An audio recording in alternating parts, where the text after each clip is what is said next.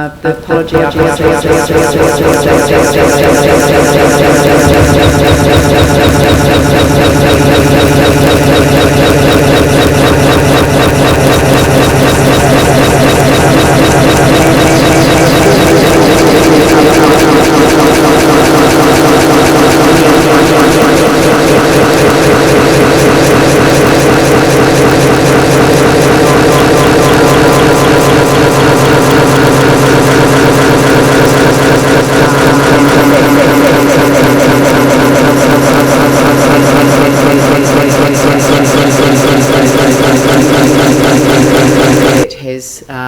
that is going to cause impact for a long time. I'm really proud of the way that the staff of this council have come together to provide support. You know, in this world, we pay it forward, and certainly the people of Kaikoura and Huranui paid it forward and came to our aid, and now we're paying it back. And it feels therefore appropriate that I ask all councillors and our visitors here to stand while we observe a minute's silence in respect.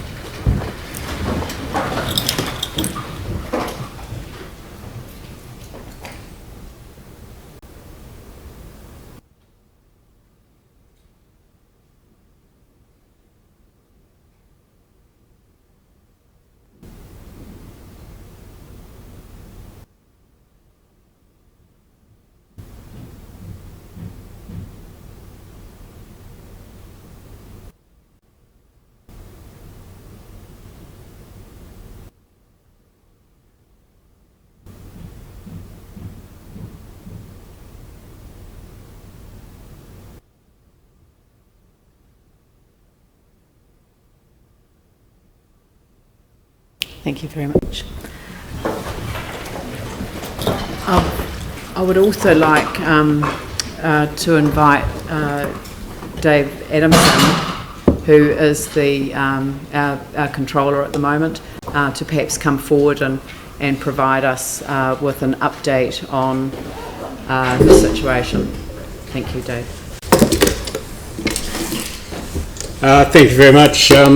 I think most of the council are aware we've got a control centre set up down in the function room at this point in time. It's probably 30 people working at the moment, but the Mayor declared a regional disaster and signed off on behalf of the region on Tuesday, and so since then we've been operating a centre principally 12 hours, but it's been occupying around about 100 staff.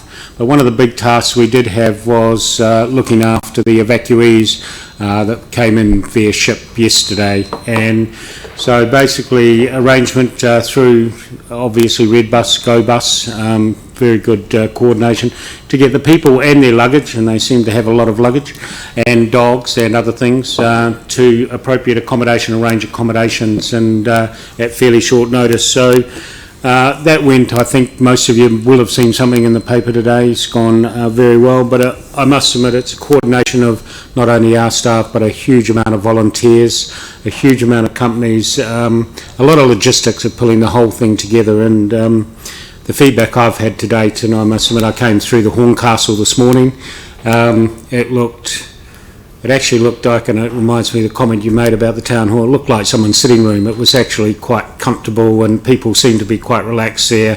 Admittedly, by the time I got there, we had most people cleaning out. To give you an idea of numbers, 449 came up on the boat, and of those, we estimate 300 have got onward travel. We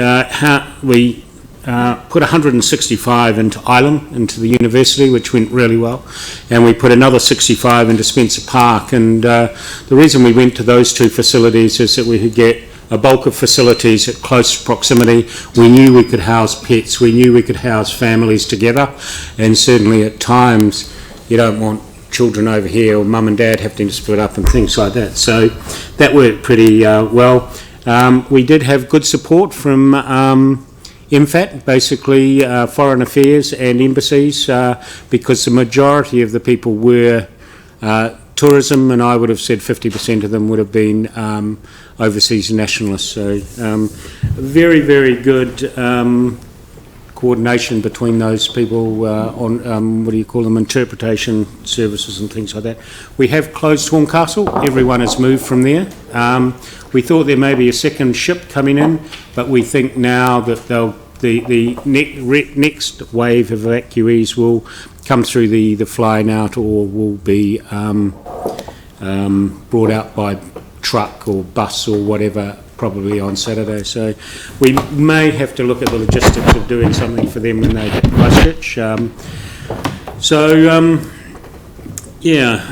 Just a quick update on other things. We have 50 other people out on site elsewhere doing things, quite the majority of them being in Kaikoura, including building inspection staff, operation staff, engineers, that sort of thing. We've got quite a number up supporting Huranui at the moment as well, and we are just looking at roster shifts. We are moving into the second roster shift for building inspectors.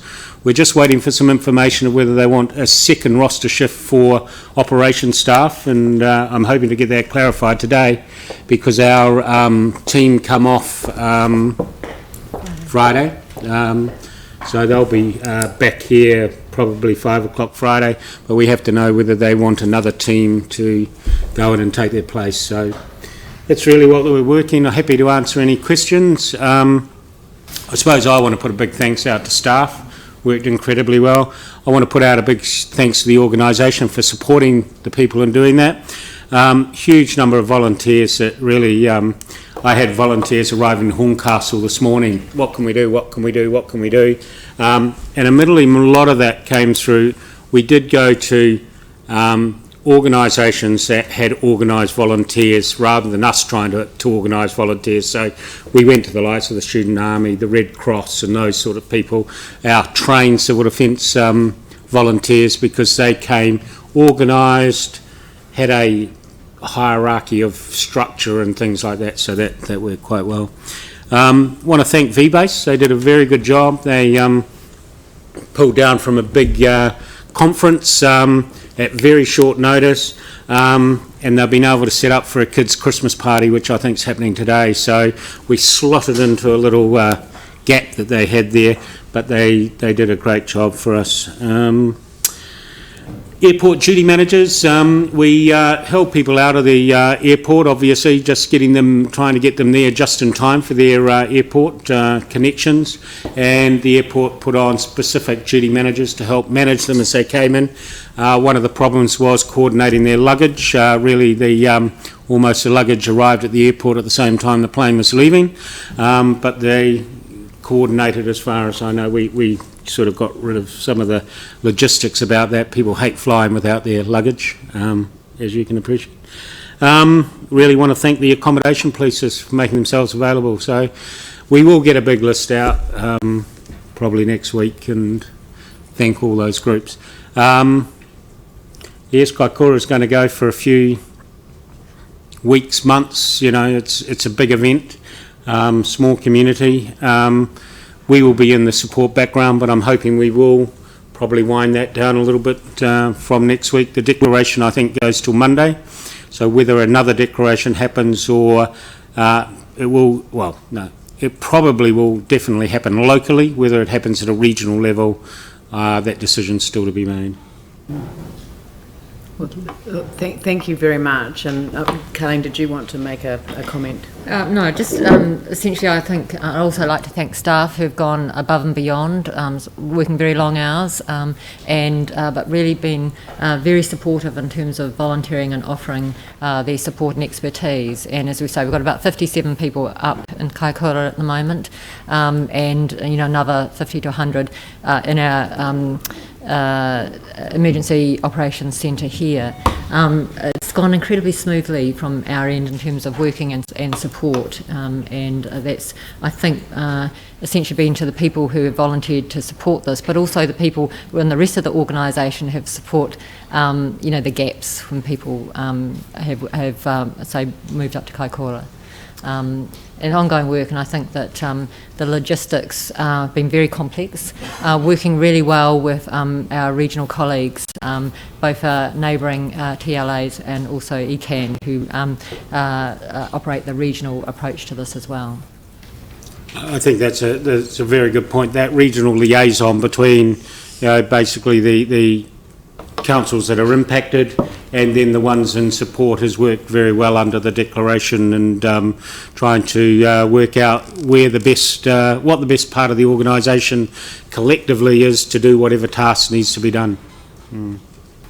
I was going to comment that the High Commissioner from the UK tweeted this morning with some photographs at the Horncastle Arena. A very good organisation by Canterbury Emergency Management and Christchurch City Council processing tourists at Horncastle Arena.